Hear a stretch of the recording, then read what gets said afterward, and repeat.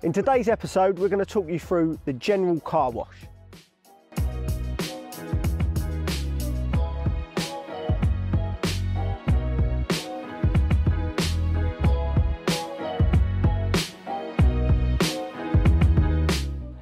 Now there's a few different styles of washing a car, and we're just going to talk you through the general maintenance wash in this video.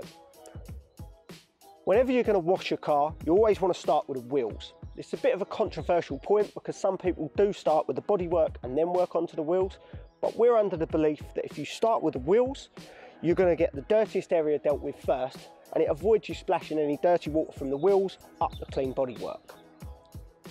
With the wheels, you'll always start on the face and work your way to the back to try and remove as much grime as possible. Fully covering the wheel to start with a wheel cleaner if they're in a grubby state like this, jet washing off, and then working on with a brush into all of the detail. We also advise the use of wheel woolies or extendable brushes to get into the barrel and the backs of the wheels. It's good practice to keep on top of your wheels, making sure you get behind spokes, into lug nuts, and also cleaning the calipers at the same point. The next stage of the wash is to attack the grubbier areas of the bodywork before any contact wash. We advise the use of a pre-cleaner such as Citrus Power for the front end and lower quarters where the car's at its grubbiest. You can also use this in wheel arches, along windscreens, front edges of wing mirrors, and also right up the back of the vehicle if it's a wagon like this one. They tend to get quite dirty in those areas. The next stage is probably the most fun stage for everybody, snow foam. Now we always advise the use of a snow foam because the snow foam will dwell on the vehicle, breaking down as much dirt as possible before contact washing. It's important that you remove and break down as much road grime as possible before you actually come into contact with the vehicle. This will minimise swirls, marring and other defects caused at the wash stage. Working from the top of the vehicle down, fully cover the vehicle in snow foam and then leave for as long as possible to dwell without drying. It's important that you don't let snow foam dry on the vehicle. Most paint defects, swirl marks, scratches and other fine marring that will rob your vehicle of its gloss are actually caused at the washing stage. So it's key to get this right. Now rinsing from top of vehicle down, rinse all of the snow foam off, thoroughly working arches, lower areas and under sills to remove all of the loose road grime you can. Because if you don't, there's a possibility you'll pick this up later on and rub it across the paintwork.